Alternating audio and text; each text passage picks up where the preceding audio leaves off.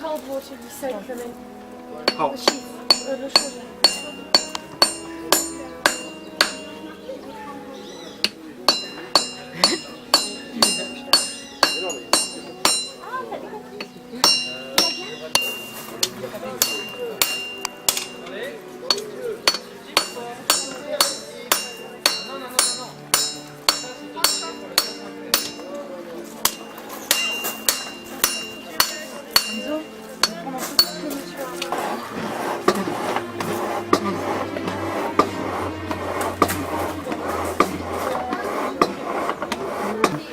Oui, alors vous êtes une association et dans quel but faites-vous cela?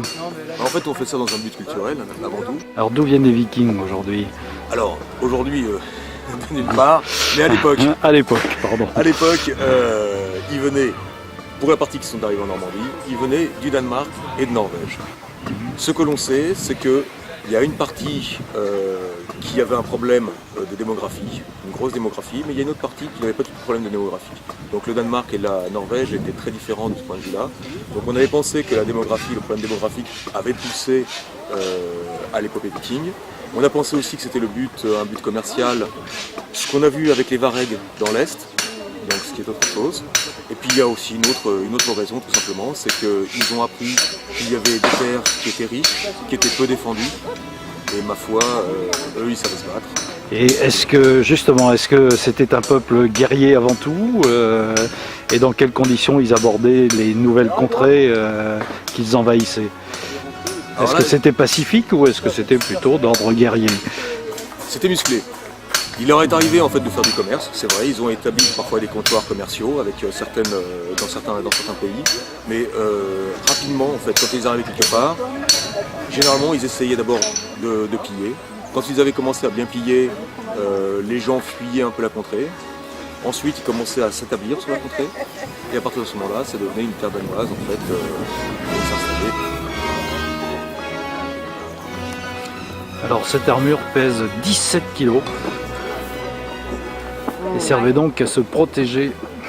C'était le gilet pare-balles de l'époque pour les armes blanches. Voilà.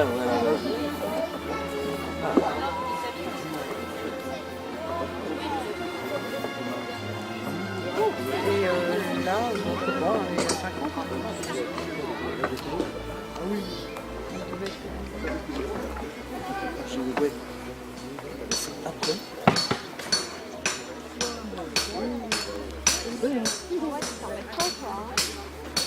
Attends,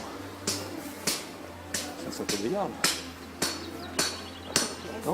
Mettre comment ça?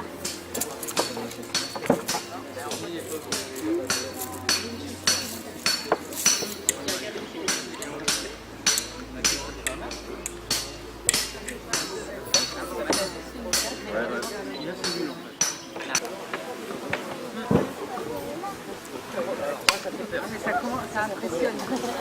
Vous pouvez arriver.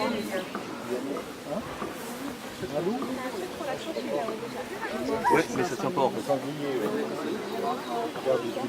Oh là, le loin,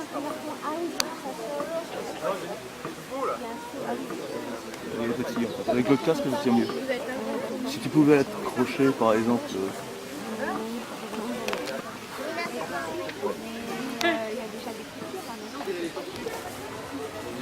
Tu prends ton casque, ça me... Oui. Ça aussi.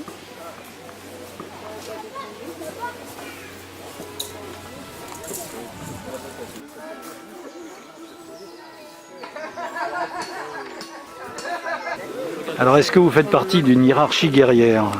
Alors oui, en l'occurrence oui, nous sommes des guerriers d'élite qui constituons une hirde en fait. C'est la garde rapprochée du seigneur normand. Voilà.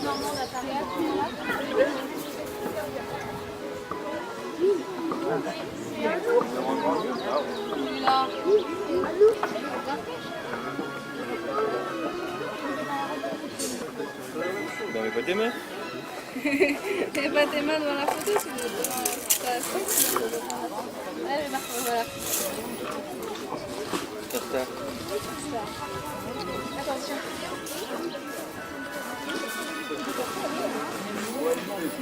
D'accord, encore merci. Une nouvelle fois.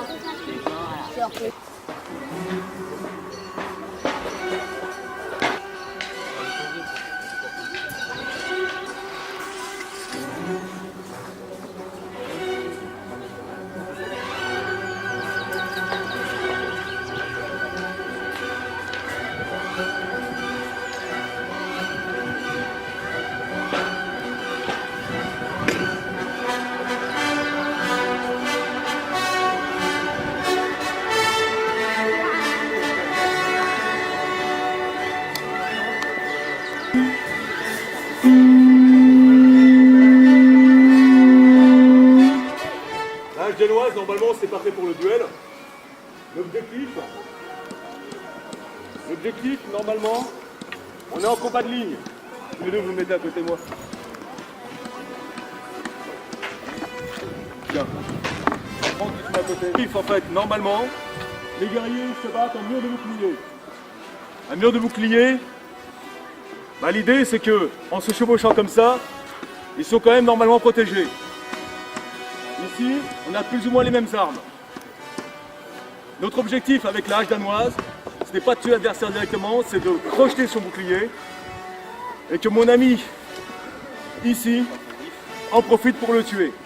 J'arrive, je croche.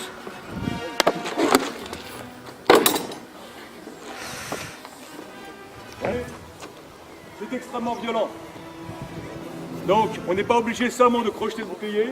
Ça peut suffire pour casser le bouclier de l'adversaire. On avait aussi comme habitude de se battre avec des lanciers. De la même façon, tous les trois en ligne. On garde la distance. On garde la distance. On ouvre. Il pique. Et nous, tous les deux, nous sommes hors de la distance d'épée. On ouvre, il pique.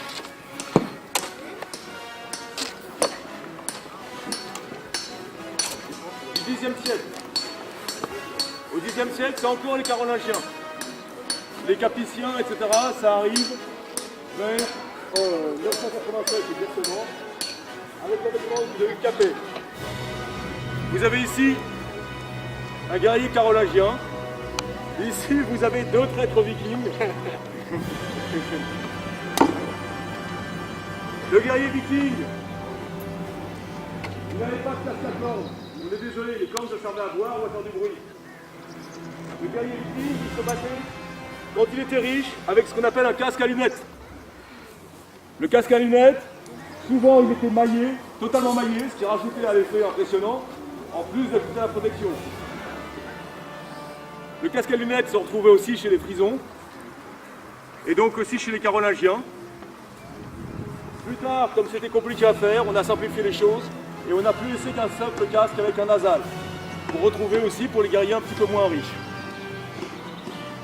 Quand le guerrier était très riche, il avait autour de lui une hirde. Une hirde, c'est un groupe d'hommes solidement équipés, très bien armés.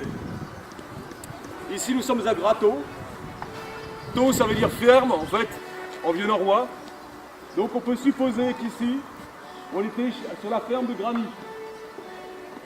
Et si nous sommes ici sur sa ferme, eh bien, c'était certainement ce qu'on appelle un jarl. Un jarl, c'est-à-dire un seigneur. Donc on peut imaginer ici qu'il y a eu donc un seigneur viking en 950, à l'époque que nous représentons.